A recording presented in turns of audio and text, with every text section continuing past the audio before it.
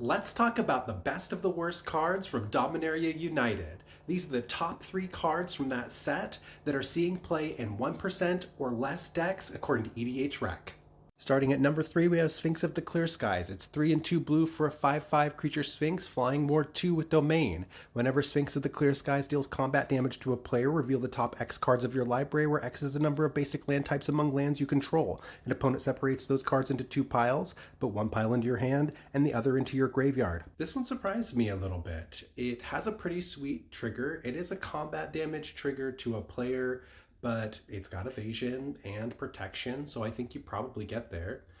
You do need to be in probably a 3-color deck if you want to make this work. For example, I'm going to probably pick one of these up for my Kamiz deck, where I can give this double strike and get super value out of it. At number 2, we have Golden Argosy. It's a 4-mana, 3/6 legendary artifact vehicle. Whenever it attacks, exile each creature that crewed it this turn, return them to the battlefield tapped under their owner's control at the beginning of the next end step, and crew 1. Golden Argosy is so cool.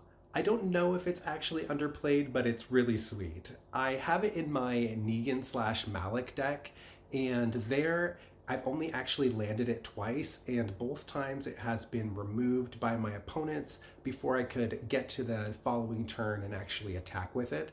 So I don't know if it's that good, but it really seems fun, and I'm not taking it out of my deck yet. In the number 1 slot for best of the worst cards from Dominaria United, we have Curion Beastcaller. For 1 and a green, we get 2/2 creature Dryad Warrior. Whenever you cast a spell, put a +1/+1 counter on Curion Beastcaller.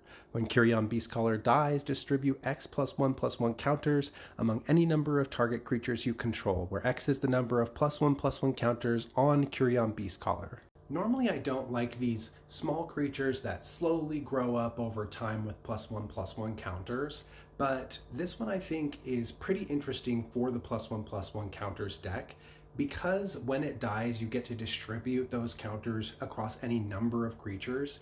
It really synergizes with the things you're already doing in +1/+1 counters decks, like the counter doublers and the Ozolith. So if you've got a counter doubler out, when this thing dies, you're putting those counters out across the whole team, and then they're getting doubled up. So it's just a really nice synergy piece for the decks that are already doing this. That's my Dominaria United best of the worst wrap up.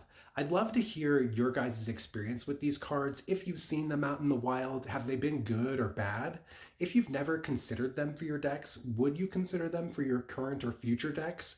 Or do you think that their really low inclusion rates are exactly where they should be?